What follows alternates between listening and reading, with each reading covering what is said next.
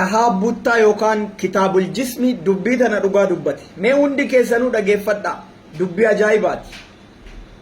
Rakkoo Harargeen itti miskiina, rakkoo Harargeen itti gosummaa waldii, rakkoo Oromiyaan guutuun itti gartee gandummaa waldii, rakkoo tana xumura goona jedhanii hayyoonni keenya lafaa. Dheengaddammoo diinaa wajji mari'atanii, arrammoo walii wajji kamiin mari'atanii jedhanii duulli banamu. Jaawar gaafa kophaa deema hayyoonni Oromoo tokko bira hin jiru, Mararaan bira hin jiru, Isqeel bira hin jiru, Baqqalaa Garbaa bira hin jiru. Asumarraa dheengadduma jechuun turre wanni ture. Arrammoo Baqqalaanii dhufe, Mararaanii dhufe, Isqeelii dhufe, itti aanaanii dhufe. Maa dhuftanii?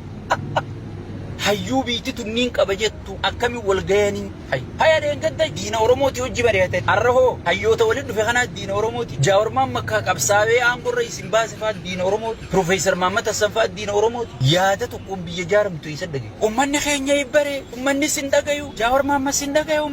ummanni Oromoo ummata Ameerikaa irraa ibbare ummanni Ameerikaa paartii meeqa qaba meenaa ummanni Ameerikaa kun ka dimokiraatii qabu ka riippaabilikaana qabu ka tii paartii qabu ka giriin paartii qabu ka paartii meeqa hordofu kun humaan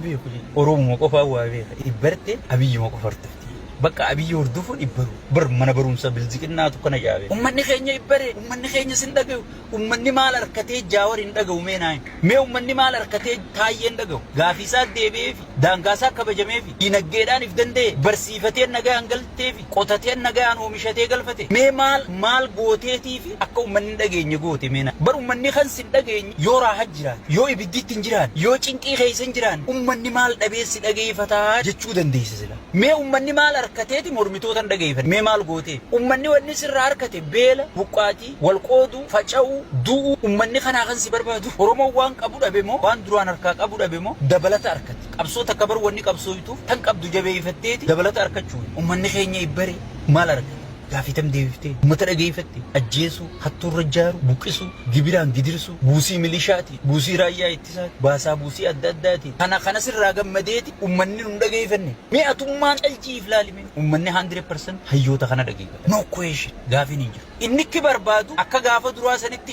shallee billiyyoo jennee akka walirra duul inni abbaa nagayaati dhufe addan qaba amma dhiyuma tana bar teessaniif waliin dhageessan mee wal ta'anu koottaan jenne Abiyyi afaan isaati paartii jabaataa yaada uummadha yaadan qabdan akka nama ifi yaada qabu mee yaanni inni uummataan bulchuu jiru kan uummanni isa fudhate kun yaaduma harku jiru kana yaada abbaa gadaa rashan yaada hayyuu rashan yaada hacaaluu faajjee yaanni inni Oromoo fide Oromoon kana fidachuuf qabsaa'e moohattu kan inni aangorra guura miliyeenara godhuuf qabsaa'e amma mooraa qabsaa'otaatiif mooraa piippii laali mooraa piippii mardoon itti galtee jira wacaa baay'ate jira arrabaa baay'ate jira maal yaada yoon qabaanne kana jira bakka Taayyee mismaara keessaa guuree kute qorqorroo qofaa goowu jira go ummata keessattuu diyaaspooraan ummanni biyyaa sagalee ta'uu hin danda'u milishaa manatti irra ijaaranii jiru nuti warri sagalee ta'uu danda'u saba keenyaa sagalee ta'uun yeroon isa amma jiru hayyoota keenya cinaa hiriirre ammaa booda hayyoonni keenya sirna ijaaranii sirna jala yaana malee namoota jala yaanu sirna nu ijaaru